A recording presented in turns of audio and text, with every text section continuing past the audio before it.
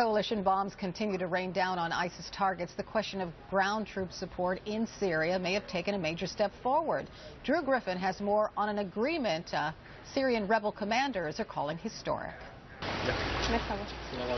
They gathered just across the border in Turkey, at least 20 leaders of mostly moderate rebel groups, hammering out an agreement in writing, an alliance that brings minority Christians, moderate Muslims, Kurds, and others together for the first time in a unified front against ISIS and the Syrian regime of Bashar al-Assad.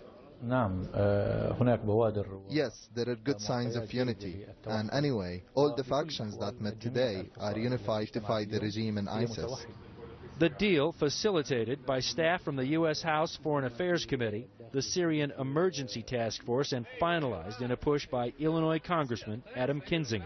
There's this perception in the United States that somehow Bashar al-Assad is this protector of Christian minorities, and he's not. He's a brutalizer of his people.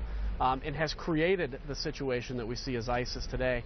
And what you see today is this Christian minority group saying, we want to have an alliance with the Free Syrian Army, and it's the beginning of hopefully a long process that's very successful to bring in the Syrian people freedom.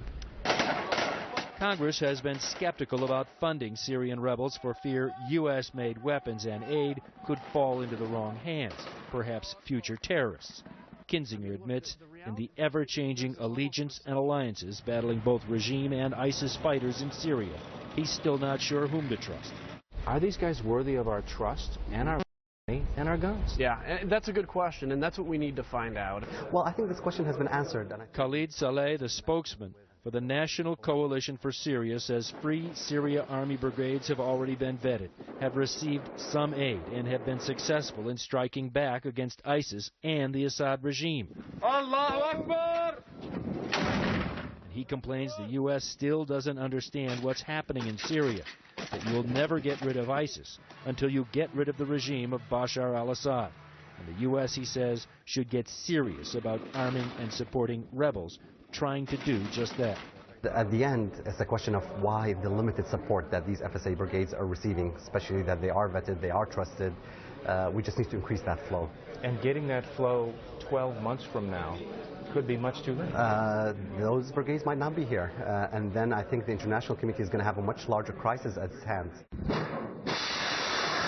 Several leaders told CNN the U.S.-led coalition airstrikes against ISIS and other terrorist strongholds in Syria are only half measures, and in some cases actually hurting their cause.